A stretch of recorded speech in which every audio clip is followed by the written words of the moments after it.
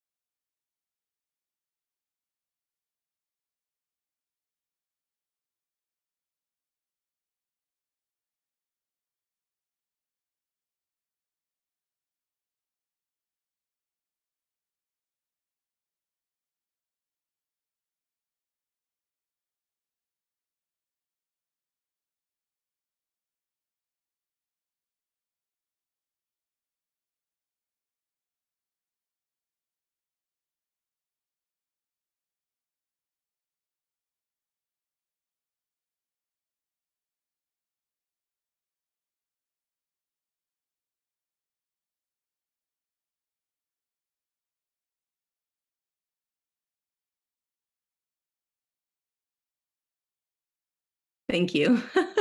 Didn't realize it automatically muted me as well. Thank you, Sandra.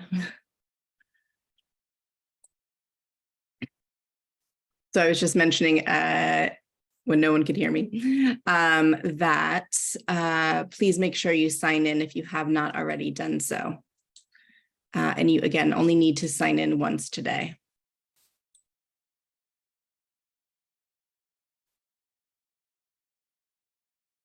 And we'll get started in just a second.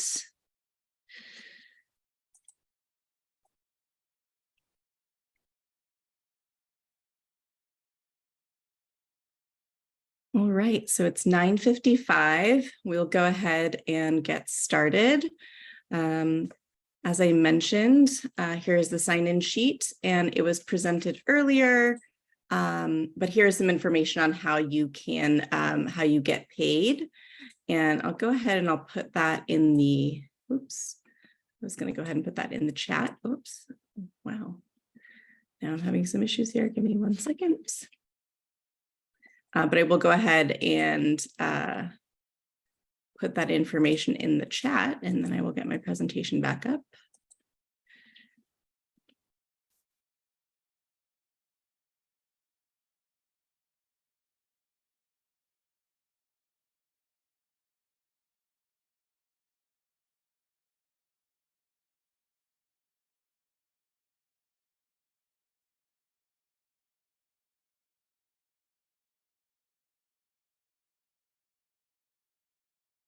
And again, if you didn't weren't able to grab that from earlier, here is the information on how to get paid.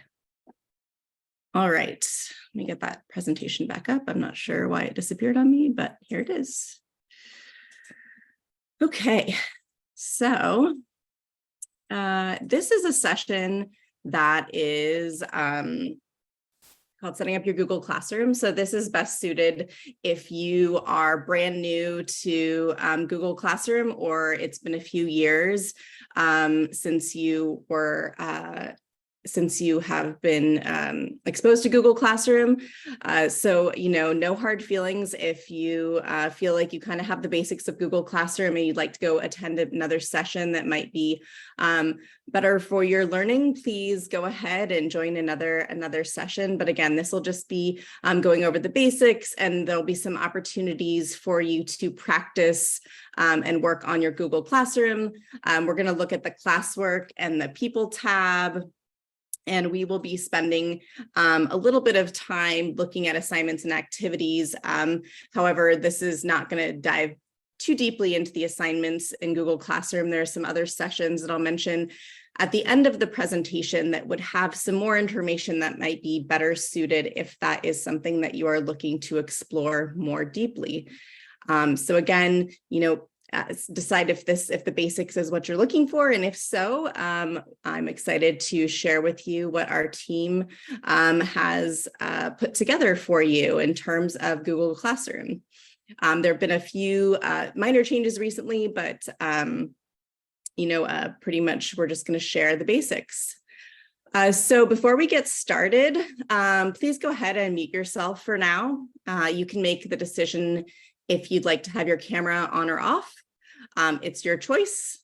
And throughout the session, if you have any questions, feel free to put those in the chat. I'm not sure I have a moderator right now, but you can put that in the chat and I will go ahead and check that frequently. We'll have some work time throughout, so I'll go ahead and make sure I check it during that time. There is a slide deck, which I can share in the resources section, but there's the tiny URL right there, tinyurl.com, GClass 2023. So we are going to get started. My name is Kathleen Kennedy, and I am a digital learning integration designer. And this year I will be working supporting the high school cohort across the city. So I'm really excited to hopefully get to know some of you throughout this year. And there is contact information there. If you ever have any tech questions, help.sfusd.edu is a great place to start, and we will do our best to get back to you and answer any of your technology questions.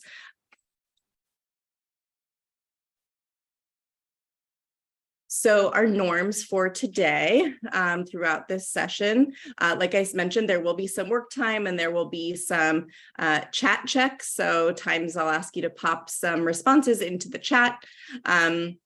And again, throughout the session, if anything comes up, please don't feel like you have to hold on to the question and wait. Just type it into the chat and I will make sure I get a response to that and perhaps share out to others if it seems like a question that other folks might benefit from a response to. For right now, please make sure to stay muted so that others can hear. We've all been in Zoom meetings where, we can hear noise from outside or someone's dog or the doorbell. So for right now, please stay muted so that others can hear. And then the most important norm, take what you can today and come back for more later. As I mentioned at the end of the slide, I'm going to share a few sessions that are happening later today that really piggyback on sort of the basics of Google Classroom. And again, if today you aren't able to access them, as Zareen mentioned, all of these sessions are being recorded and they'll be available for you to refer to later. And we will continue to have trainings throughout the year. So we really hope that you take even one thing from today and that you come back to learn more later.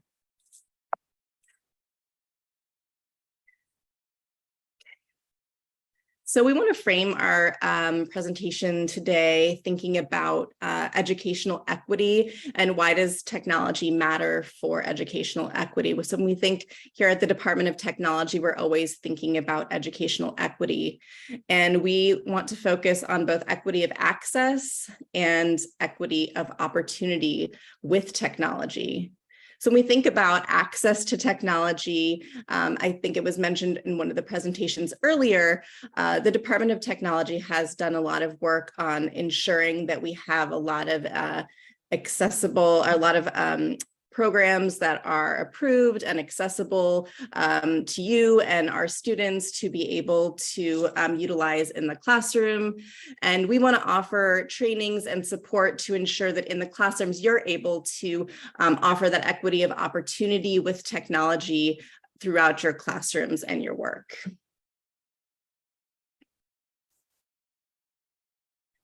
So today's agenda, we just did our opening move, so norms and framing of our presentation today. We're going to cover creating your class, people tab, the classwork tab, the stream tab, and some additional resources available in Google Classroom. So this is what we're going to try to cover today. Hefty agenda, but we will do our best to get through it. All right, so creating your class. So there are two ways to get to Google Classroom. You can either in the top right-hand corner of your Gmail account, there's this 3x3 square. You can call it a waffle, and there is a button there for the classroom. So you can go ahead and click on that, and that would take you to your classroom.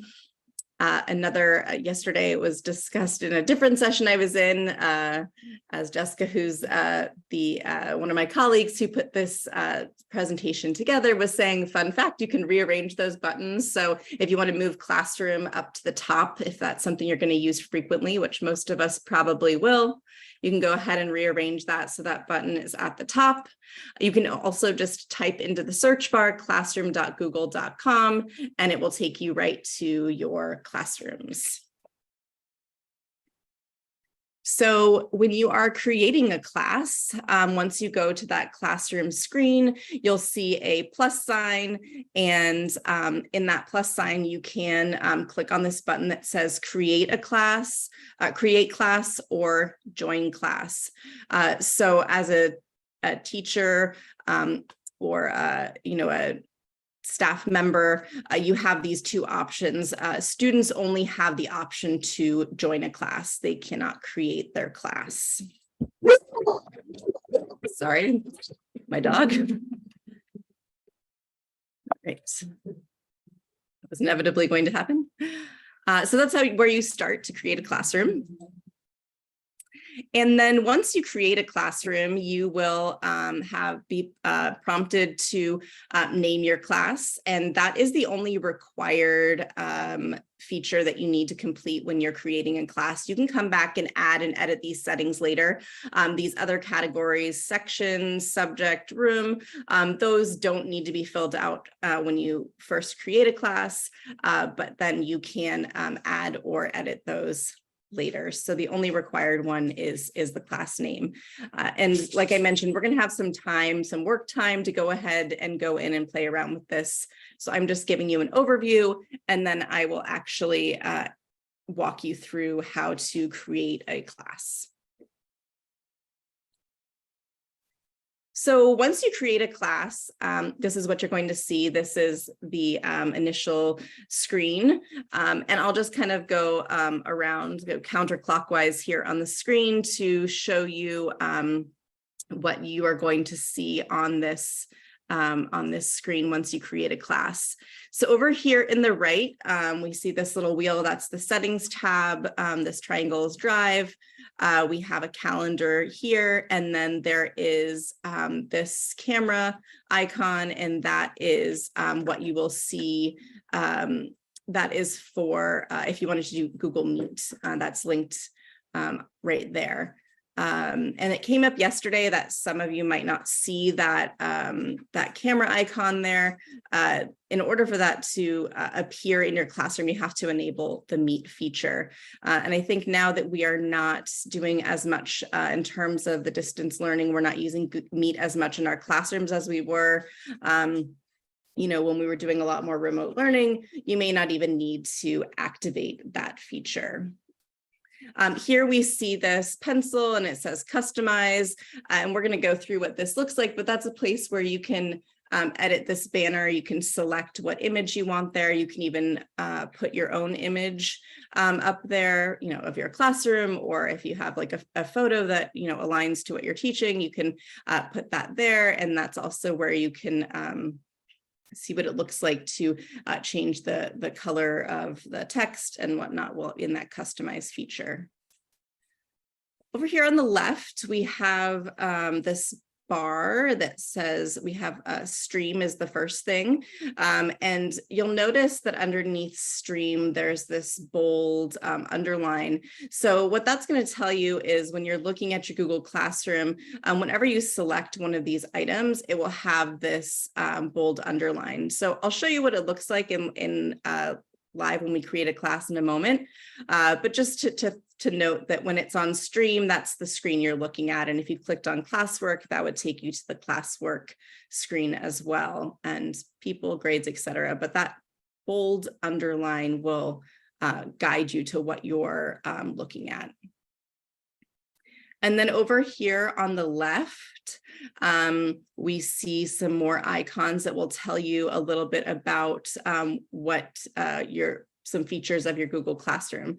So up here, this stack of pancakes, when you click that, that will either pop out this bar or pop it back in.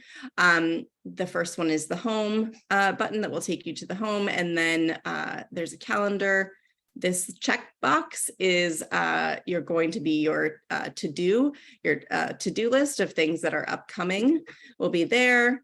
And then these two other icons that have the sideways arrow, that first one has a sort of like a bigger person and a smaller person. And when you click on that sideways arrow, that will tell you which classes you are the teacher of.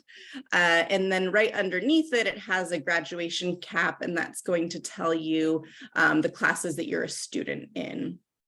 And then there's also, again, the calendar, and then I'm sorry, that'll be the upcoming assignments. And then that little wheel again is the settings tab.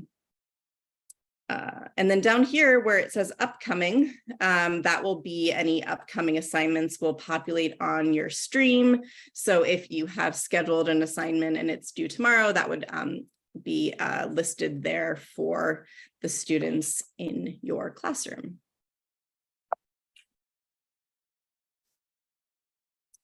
All right, so we are going to take a minute to create our own classrooms. You're going to go to Google Classroom via the waffle or classroom.google.com. You're going to create a new class, and you are going to click around and explore. You can't break it, we promise. Try clicking on the stack of pancakes, click on the icons underneath the stack of pancakes. You can click on the settings gear, click each tab in your class, and take some time to play around with that. So it's 10:10. I'll give us maybe about 4 minutes to play around with that. And I am going to go ahead and go through this and create a classroom. So if you have your SFUSD account, I encourage you to go ahead and access that and create a classroom. I would not register any students. This is just an experiment for you to try out and see what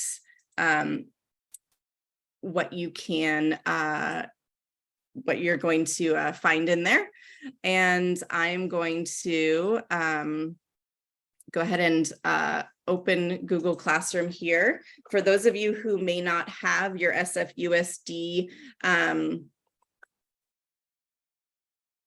may not have your SFUSD account, I would encourage you to just follow along with me as I go and create this classroom,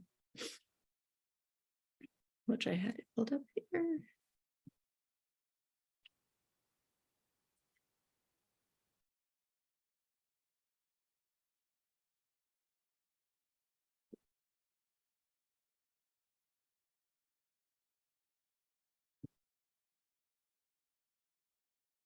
All right.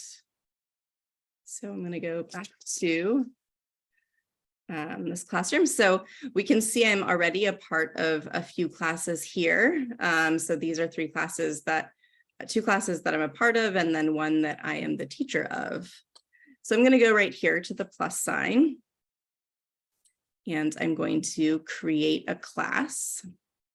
And again, we can name that. That's the only requirement. I used to teach special education and art. So I'm going to go, I taught special education social studies. So I'm going to go ahead and write down Global 1 as my class. And the section, we'll put fall 2023. And then for subject, if you start to type in the subject, it will prompt you to select the subject, and you can also just type it in anything you want, but it's going to give you some options. It's going to give you some options. And then once you fill that out, again, you can always go in and fill the rest of that out later. Then you're just going to hit create.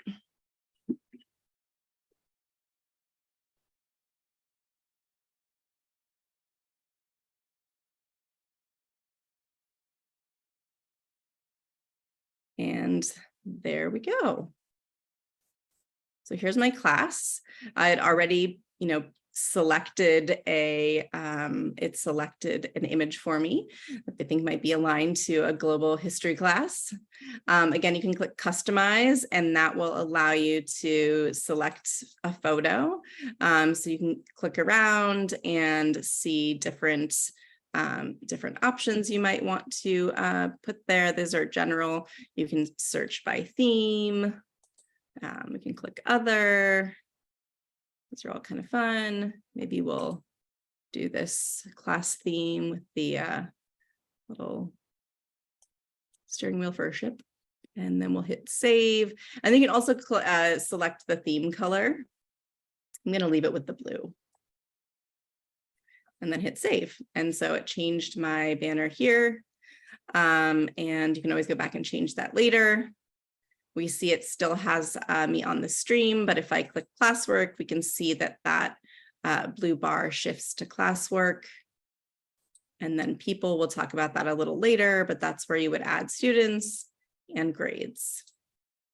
And then if we go over here to the left, this is what I was talking about with the stack of pancakes. So if you click on that, it'll hide that so you don't see all of these items popped out. So it's a little cleaner to look at and focus on what you're trying to accomplish.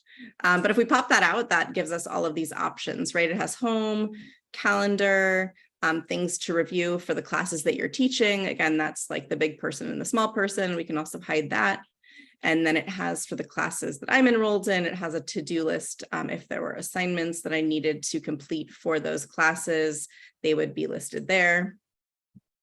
This file with the down arrow, I misspoke, that is archived classes. So you'll notice that in this class I just made up, I listed it as fall 2023. So a lot of times, especially I know when I was an assistant principal at a high school, we had our teachers archive their classes every semester because there were so many assignments that it kind of was hard for students to figure out what they were missing or what they needed to go back and do when there were so many assignments.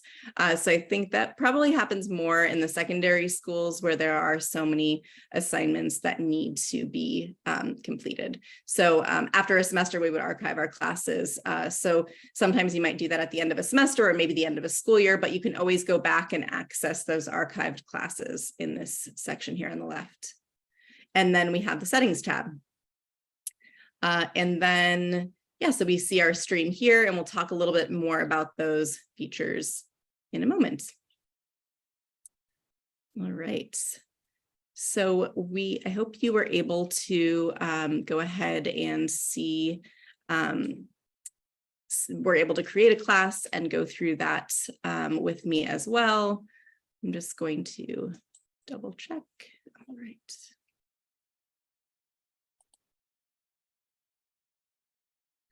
No questions yet. All right, great. So we'll continue on. I hope you were able to at least create a class, and we're going to come back to that later and try a few different things that we can do in the classroom as well. So the People tab. So the People tab is where you would go ahead and add co-teachers. So co-teachers can see all student work and grades for that class. They're able to add, edit, and delete announcements, items, and people. They're able to view and add private comment threads on assignments. They're able to reuse posts from that class in another class that they teach. So in terms of adding co-teachers, I know one thing that has been mentioned as something that can be really helpful is if you're on a content team. So, you know, I've used social studies as my example. So in the past, my social studies teachers would all get together and they could be a co-teacher on each other's classrooms. So if somebody else was also teaching Global 1 and they wanted to use one of the assignments that I created in their classroom, this would make it easier to share resources and be able to assign those assignments to their class as well. So in addition to co-teachers that you might want to think about outside of your maybe content team, maybe admin, grade level team, a collaboration partner, paraeducator, etc. And again, they can share posts between classrooms for, again, this divide and conquer collaboration. So maybe you're dividing up what those assignments are across a team, and this would allow sort of for that efficiency and shared collaboration.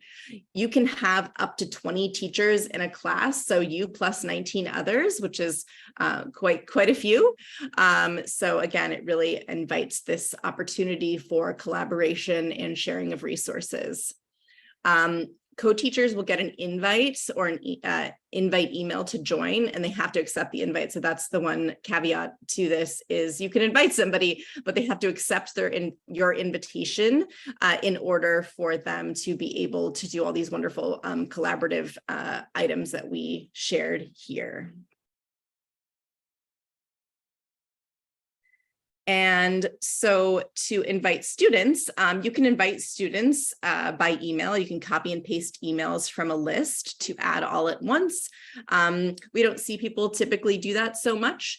An easier or more frequently used way is for students to open they must open their email or go to the classroom to join. So a way that often is a little bit easier to have students join your classroom is to have them go to that classroom.google.com and to join your class using that class code that we see here in this orange box. So each of your classes has a unique code, and then they would go ahead and with that plus sign that we looked at in the top right hand corner, they would hit plus, join class, and then they would put in that code.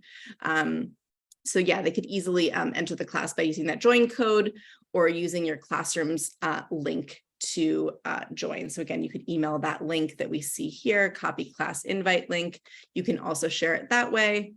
So we see here where we can find that on our Google Classroom page.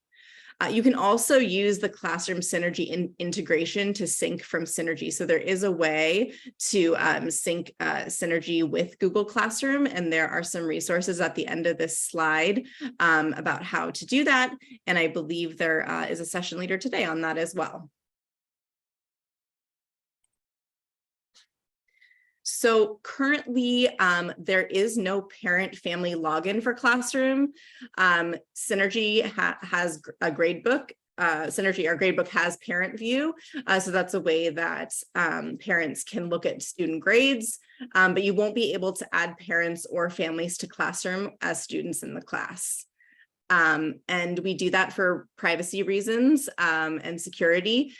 So parents are not able to do that. Families do have access to their students' login information through Parent View. So families can ask their students to log in if they want to see what's happening in the Google Classroom, but you cannot add parents to your classroom. If families want information and updates about their students' work, there are Guardian email summaries. So what are Guardian email summaries? So it's something you can turn on in Google Classroom in your class settings. And what this does is it automatically sends weekly or daily summary via email to the families, and they can select whether they want a weekly or a daily summary. In this summary, it'll include any missing work, upcoming due dates, and any announcements that were posted since the last email. So it's a summary. They can't see everything that's going on in the stream. They don't have access to any other students' information. And it's a great opportunity for a conversation starter. If a student is missing an assignment or has something coming up, it might open the door to a conversation with families about what's going on in the classroom. Currently, this feature is unfortunately only available in English. And any co-teacher can add up to 10 guardians per student. So that's a lot of individuals who might, if they're family members that want to know what's going on in the classroom, there can be up to 10 guardians per student added.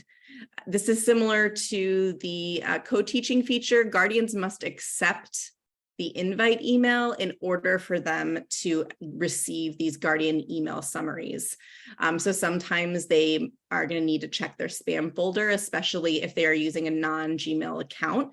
It might automatically go into their spam folder. And there is a link here to a family page about Guardian email summaries that you can share with families that's from the district. All right, so we'll take a moment here to type your answer into the chat. Who are some people in your school site that you might want to have co-teacher access to your classroom and students' work? So we'll take maybe a minute and I'll let you just type into the chat, who are some folks you think might benefit from being added as a co-teacher in your classroom?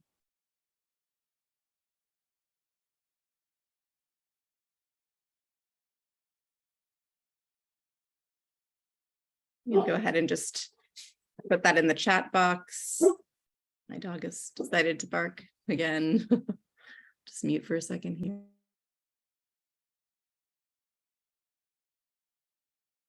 Great. So I saw someone said that they're a school nurse, so they would add a teacher, substitutes, paras. Great. Yeah, a special education teacher, that's a great resource for them. I would check with them ahead of time if they want to be added, but I could see how that would be super beneficial. Having been a special education teacher and IEP case manager in the past, right? Sometimes we are supporting our students across different classrooms, so it's great to know how we can support them in those different environments. Awesome. We also saw somebody yesterday, we presented at the new teacher orientation, and there was the suggestion that maybe adding a mentor, if they have a teacher mentor, that might be another great person to add to your classroom.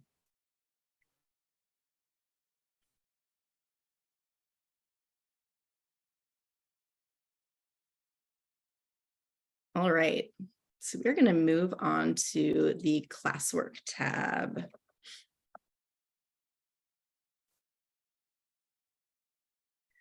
So when we're thinking about designing our Google Classrooms, we want to think about whose classroom is it? So here we have a picture of probably a lower elementary class, and we can see that this classroom is really physically designed for the students in that classroom. The furniture has short chairs and low shelves for young students. Has signs and labels and color coding for self-sufficiency with routines, this academic ownership we want students to have. And those sort of design elements around the signs and labels and color coding really leads to that academic ownership we want students to have as they become independent learners. It also has resources and learning tools in a highly visible and reachable space. So, we see down here the books. Back here, it looks like some arts and crafts. We have the number line above the board over here, color-coded words next to the board. So there's a lot of resources here for the students to be able to access the materials that the teacher wants them to have. So when we're designing our Google Classrooms, we want to think about how to support students and their learning and make sure that these tools are easy to navigate and use. So, whose Google Classroom is it? We want to make sure that we remove cognitive barriers in our classrooms so that students can focus more on learning activities, reduce frustration and anxiety, and set students up for increased academic ownership. So if we're, not designing the classroom in a way that students can easily access the information that we want them to be able to get to so that they can do the activity we've designed for them, we're just creating more frustration and more steps that are in the way of what we want them to achieve. So we want to make sure we're keeping this at the forefront of our mind as we are designing our Google Classrooms, that we are designing them to meet the needs of the students in our room and to ensure that they are working towards academic ownership and those routines that are going to lead to that. So adding content. So in the Classwork tab, you can hit create, and there will pop down this list of items that you can create. So we want to add topics first. This goes back to thinking about our design of our Google Classroom. So we want to ensure that we are organizing our page and being strategic with what students see first on the page. The topics will auto-populate into drop-down for easy navigation. And we want to limit the topics to, it's limited to 100 topics. We probably don't even want that many topics, but you can't have like a topic every single day, for example. So best practices for topic names is to start each topic with a number or an emoji. And again, what this is going to do is it's going to reduce those cognitive barriers for students because they're going to know exactly what they're looking for. So you can say, we're going to go to, number one, might be the first unit of the year. So that's going to be the number one, and it's going to order our topics in that way. And then after you start with that initial either number or an emoji, you want to continue to organize your topics consistently. And here's some suggestions for how to do that. So it can be, again, the number or the emoji, and then the subject area. This one, example would be like writer's workshop, then the topic and the date or the week. So we want to stay away from when we are putting the topic, listing something like Unit 7, because to a student, they don't know anything about Unit 7. That's something that's for the teacher. So we want to make sure that that topic is something that's understandable to our students and that makes sense in the context of what we're teaching and trying to ensure that they're accessing. You can always put next to the topic, maybe for yourself, Unit 7, but that's really a reminder more for the teacher because that really won't have much meaning for the student. And in terms of the date, it could be the actual date or the week. I know that, again, with when I was in high school, we did things by week. It was just easier to sort and find things easily for students when we did it by the week, but that is your personal preference. All right, so it's your turn. I am going to also go in here, and I want to encourage you in your classrooms that you made, these example classrooms that you're working on, go into your class and go to Classwork, create 3 to 5 topics. And then you can click the little snow person next to one of your new topics. You can rename the topic, you can delete the topic. You can also rearrange your topics. So you can use a drag and drop or use the move up and down feature in the Snow Person menu to rearrange your topics. And for those of you who might not have Google Classroom access yet, no worries. I'm going to go ahead and I'm going to share this classroom that I made, and I'm going to go in there and add some classwork assignments and show you how to rearrange them. I'm going to give us 3 minutes so that we stay on time here. So we'll have about 3 minutes to go around and explore. So again, if you have your sample classroom up, please go ahead and go into the Classwork tab. And if you don't, you can just follow along with me. So I clicked the Classwork tab here. I'm going to hit create, and I'm going to create some topics. So for starters, we might want to have a topic 00. That might be, let's see, might be a getting to know you. And we'll put that as week 1. We will put, yeah, week, well, let's put like 9-1 to 9-5 so that the students have the idea of the date. So there's my topic and the week. And then we're going to hit add. And then my next topic might be, we'll do unit 1. And that might be introduction to global 1. And then for consistency, put what week. Again, I always used to do the dates because it was easier for me. And also when I was asking my students to refer back to something, they were able to go back and see it. And 9, 8, 9, 10, 11, 12. And then I can hit add. And again, you can also drag and drop your classwork between the topics. So there are no assignments here.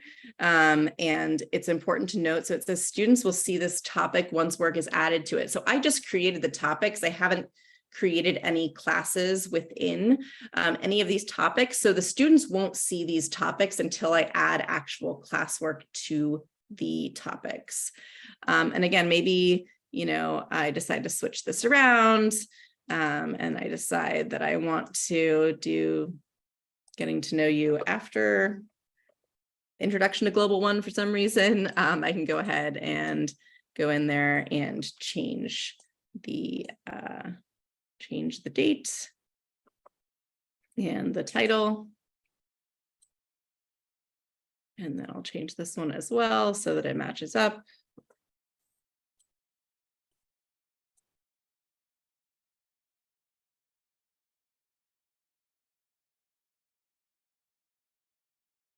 And then that's our classwork tab. And so we have created some topics there. All right, so it's about 3 minutes. And we will continue to go through our slideshow here. So adding content. So within that classwork tab, the topics which we just created organize your page. So again, that you know, gives sort of an outline of what your classroom looks like. And then underneath, nested underneath those topics are your assignments. So there are different things that you can put underneath your topics. So probably the one we'll use most frequently in our classes are assignments. This is where students turn something into you. There are many powerful sharing options for attached Google files. And we have definitely some sessions on collaboration in Google Classroom that you can check out. And also these assignments, Classroom can make copies of a template for you as well. So there's a way in there to make copies of templates for you. Another feature is questions. So these are one short answer or a multiple choice question. So if you're familiar with forms, when you do questions, it's like that short answer option, or you can offer a multiple choice question. So those are a quick way to maybe assess students on a smaller level. Material is something for students to look at and read.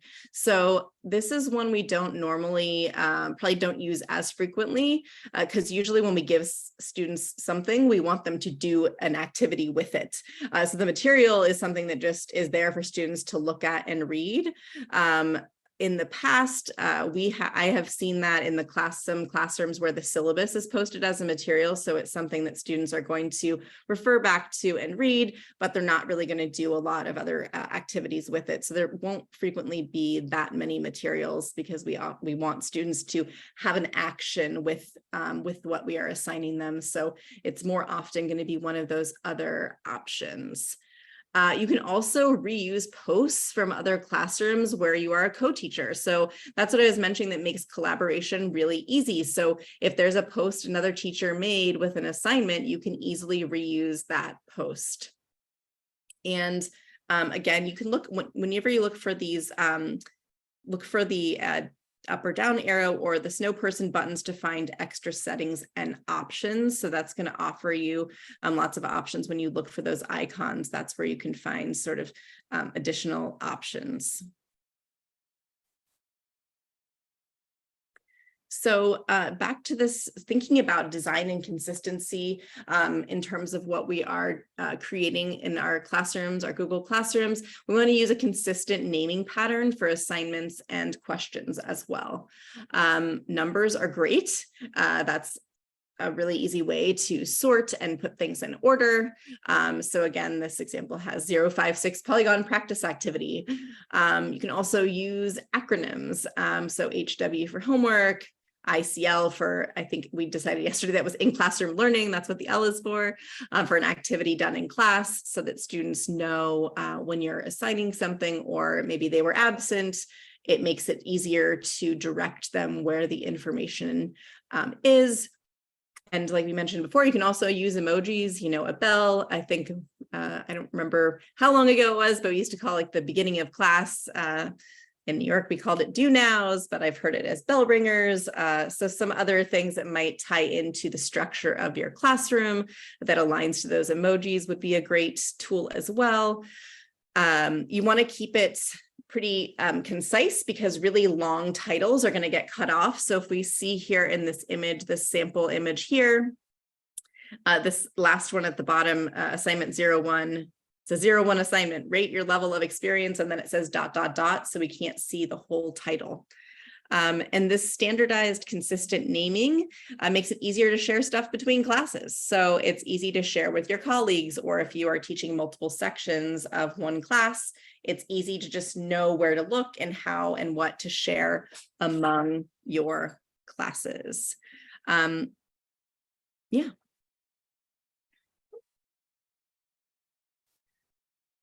All right, here's another quick chat check. And I will please take a moment to just type in the chat check. How will you structure your Google Classwork tab, topics and assignments to reduce cognitive barriers for students? So just take a minute and jot in there, how will you structure your classwork and topics to reduce cognitive barriers for students?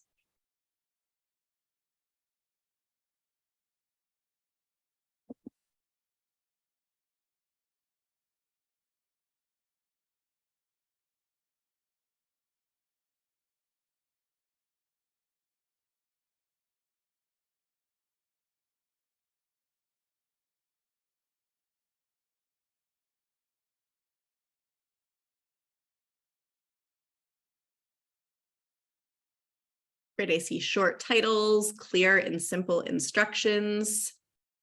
Yeah, absolutely clear instructions with translations if relevant.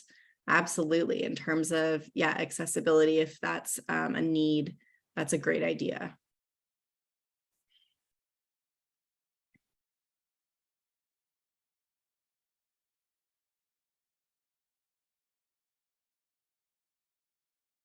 Awesome.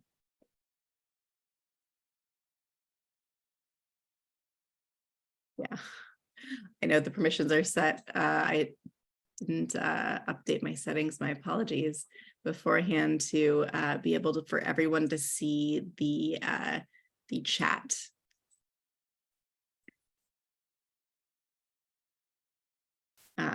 And thank you to Joshua for pointing that out. I will make sure for my next session I do that ahead of time. And yeah, simple topic titles, acronyms, short descriptions, things that are clear and concise. Great. All right, so take a moment on your own to go into your class, go to Classwork and briefly create 2 to 3 assignments. Don't spend too long on these. They don't have to be realistic assignments. Just click the little snow person menu, the three vertical dots next to a few assignments. Edit one to change its topic, due date, name, etc., and then delete one assignment. So go ahead and just try those things out. And you can try rearranging your assignments, either drag and drop using the move up and down in the snow person menu. So we go back here to Classwork. And you can go ahead and create some assignments.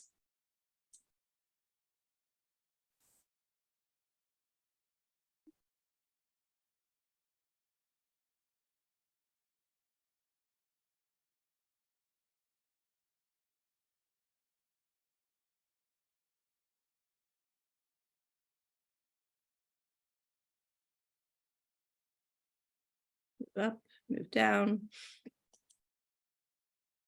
So I'll create an assignment.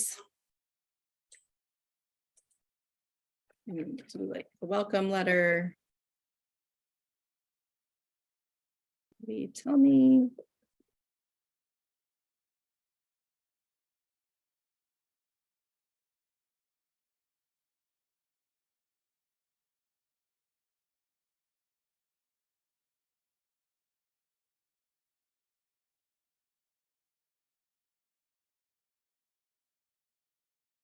Letter, let me know 3 important details about you. And then we will hit, so again, we can assign, we can schedule, send it, we can save a draft, or you can assign it. I'm going to save a draft for right now. And then we see this welcome letter. And I probably want to put that under here in my in the getting to know you tab. And I might want to put these back in order. Another one, we can create a question. And again, it has a short answer or multiple choice options. So you can go in ahead and, say, maybe, what are you?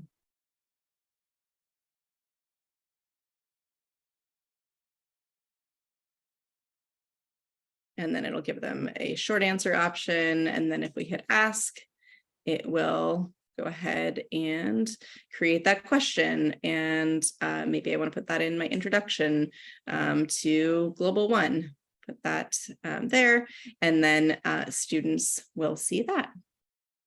All right, in the interest of time, I'm going to go back to our slide deck here and talk about the stream tab. So posting to the stream. So stream is the first thing students see when they arrive in your classroom. So we can see here, this is what the first thing that they would see in the classroom. It's good for announcements and reminders. Students get an email every time you post to the stream unless they've turned it off. Posts can be scheduled in advance. They're not searchable though. So I wouldn't recommend that you put work or resources in this section because you can't sort it if students wanted to refer back to it again. It's too hard to find them later. I used to, put this in if I was going on a field trip and I wanted to make sure that students brought their permission slips, or if they needed to bring something specific, I might post it to the classroom so that they got a reminder about that. Or during virtual learning, I would sometimes have some special guests. So I'd be like, make sure you don't miss today's session, and then introduce whoever we were seeing. But I wouldn't put any assignments in there. And then I was also going to say, and we can see here when you're on the stream, that bar would be underlined. Posting in the stream. So there are several levels of settings and permissions for posting to the stream. These settings allow for student communication. So if we see here over on the left, the blue is selected, which means students can only comment. And there's also the option, right, that they could post and comment, or that only teachers can post and comment. So it depends on your level of comfortability and your classroom norms. You want to make sure with anything on Google Classroom that you are, making sure you have norms set with your class around what is posted there. I usually had it set to students can only comment. That was my preference. I sometimes would put something in there that students might want to comment to. If there was something cool I wanted to share, they might want to comment on it. And then there is also this option to put the classwork in the streams. This would automatically post assignments, materials, and questions into the stream when you create them. So you can decide if you want that on or not. Because it can't be sorted, I think I might not turn it on. I might have this hide notifications, but that is a personal preference for you and your class, and that depends on your personal preferences.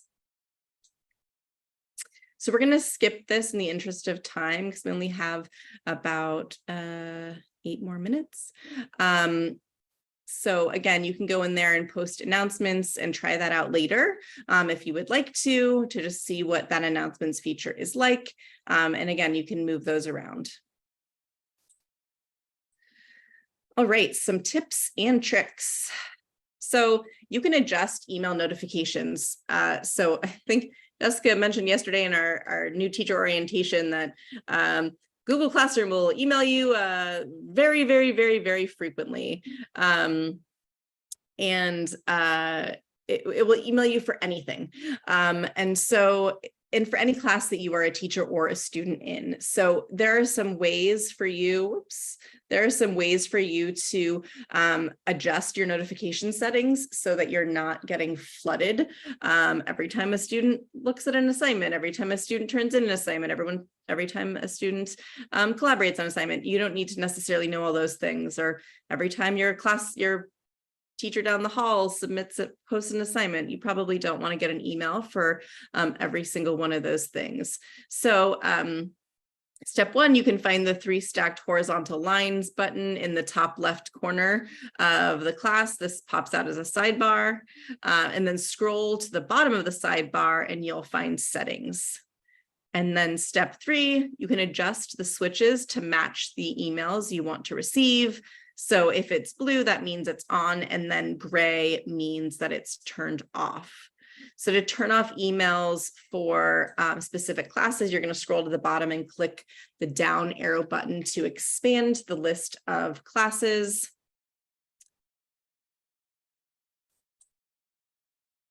Again, we're just in the interest of time, we're going to move through this, but you can click on the stack of pancakes, scroll down to settings, and adjust the settings for different types of notifications. And you can adjust your settings for individual classes. So you don't necessarily have to have the settings the same for every class.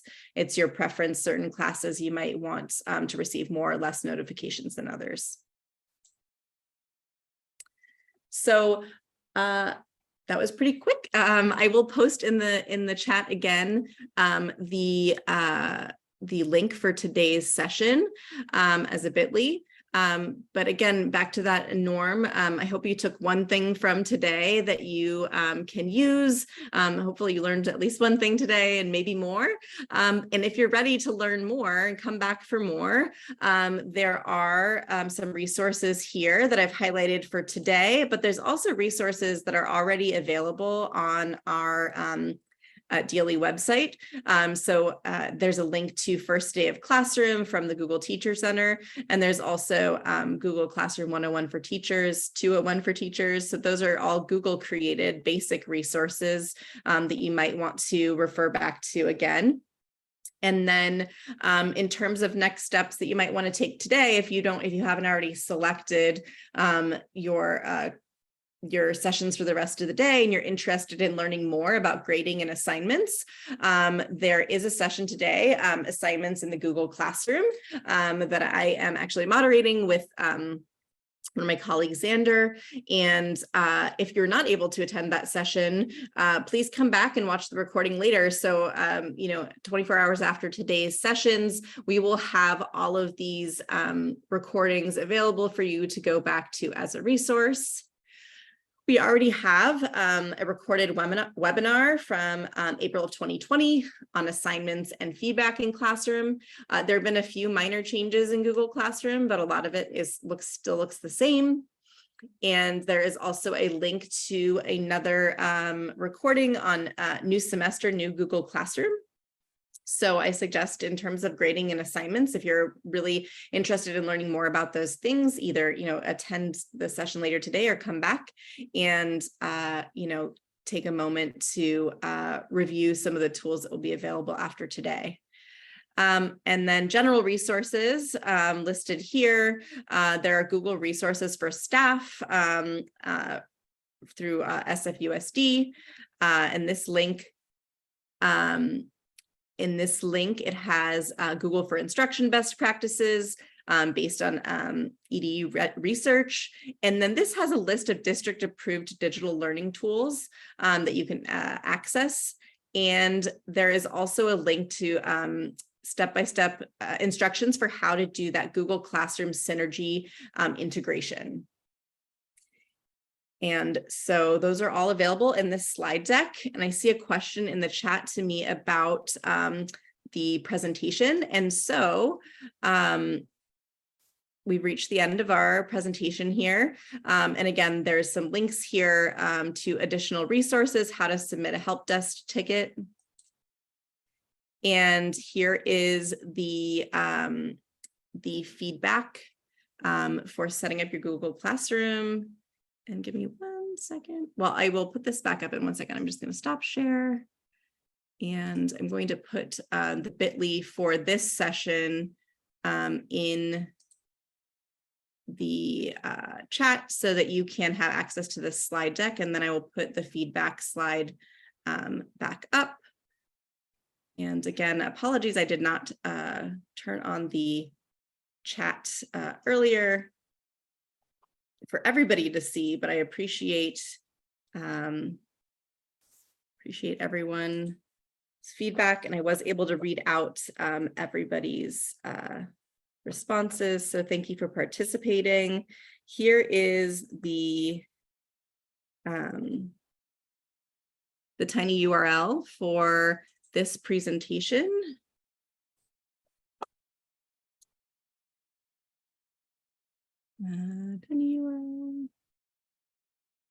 So if you would like to refer back to it, the recordings will also be available. The presentation is here, and we would love your feedback. So I'm going to put back up the slide that has our feedback form. So please make sure to fill that out. And we really want to get better and make sure that you are getting what you need out of our support. So if you could give us some feedback, that would be great. And thank you to everyone. Thanks, Thomas. Have a great year to you as well. I hope you have a wonderful school year, and thank you for taking your last day of vacation to spend with us. And we hope to see you throughout the year and see what wonderful tools you're using in the classroom.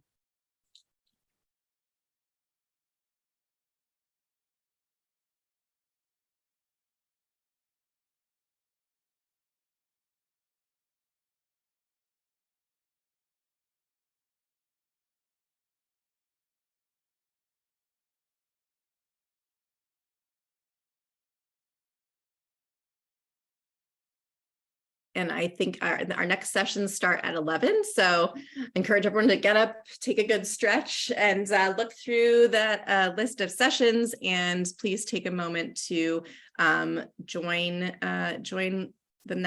your next journey here. And yeah, we are always here as a resource. Thanks, Genevieve.